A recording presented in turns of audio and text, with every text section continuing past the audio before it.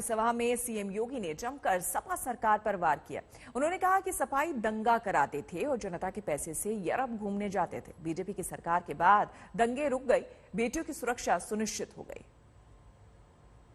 याद करिए, मैं आपको याद दिलाने के लिए आया हूं।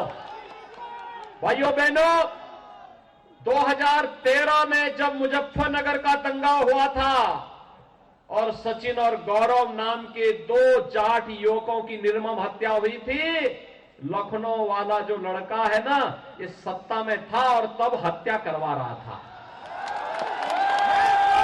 हत्यारों को प्रश्रय दे रहा था, दंगाइयों को लखनऊ में बुला करके उनका सम्मान कर रहा था। प्रदेश की सुरक्षा के लिए भाजपा आवश्यक।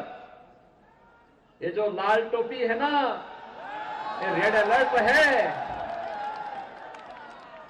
हिस्ट्री सीटर और मुजफ्फरनगर के दंगों से जिन हिंदुओं का रक्त बहा था, उनके खून से रंगी हुई टोपी है। राम भक्तों के खून से सनी हुई टोपी है। इसलिए अलर्ट, लोगों को अलर्ट कर देने की आवश्यकता है। इसका मतलब दंगा, इसका मतलब पेशेवर माफिया। भाइयों बहनों, इससे पहले पैसा जाता कहां था? इससे पहले ये पैसा समाजवादी पार्टी के इत्र वाले मित्र के घर में जाता था।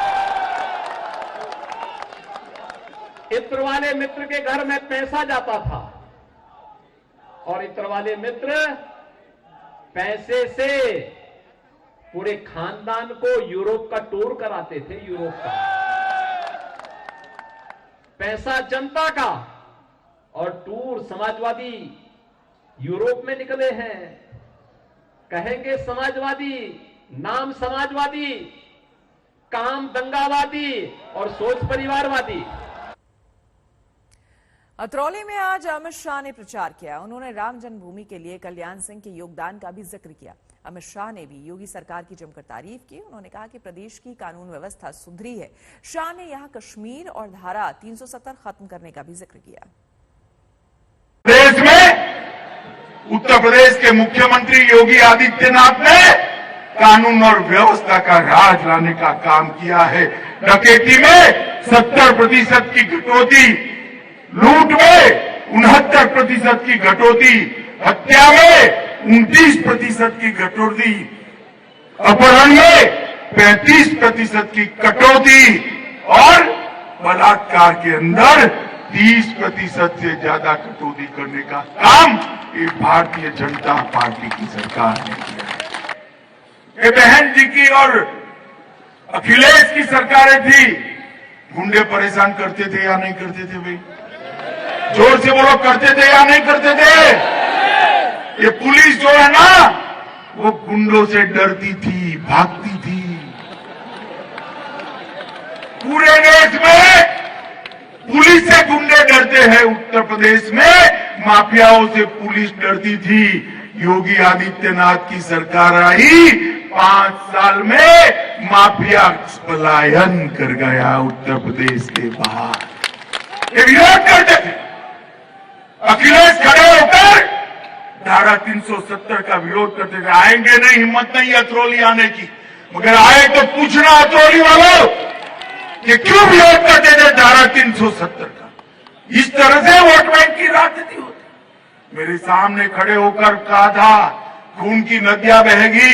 अरे अखिलेश बाबू, खून की नदियां छोड़ो, कंकर चलाने की किसी की हिम्मत नहीं हुई।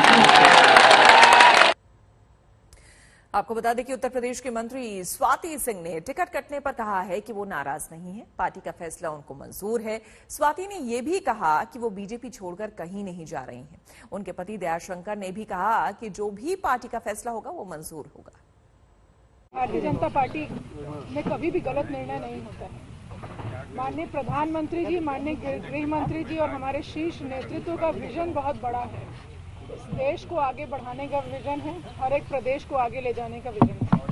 ये बहुत बड़ा विजन है और एक इस परिवार से मैं तब से जुड़ी हूँ जब मैं 17 साल की थी, क्लास 12th में थी। मैं तब से जुड़ी हूँ। 5 साल उन लोगों ने मुझे जो जिम्मेदारी दी, मैं ये आशा करती हूँ कि उसमें मैं ज़रूर खरी उतरी होंगी और मैं धन्यवाद देती हूँ कि उन्होंने इस काम के लिए मुझे मौका दिया और भविष्य में भी जो जिम्मेदारी मिलेगी उसका मैं निर्वहन बहुत अच्छे से करूँगी और आधी आबादी का प्रतिनिधित्व करते आई हूँ और करते भी रहूंगी। चिंता मत करिए, भारतीय जनता पार्टी का हिस्सा हूँ, आजीवन रहूंगी। मैं कभी नहीं ये चाहा कि उनका कट जाए और मैं ये देखिए, ये तो मैंने कहा था कि पार्टी अपने हिसाब से निर्णय लेती है। लड़ना चाहते थे?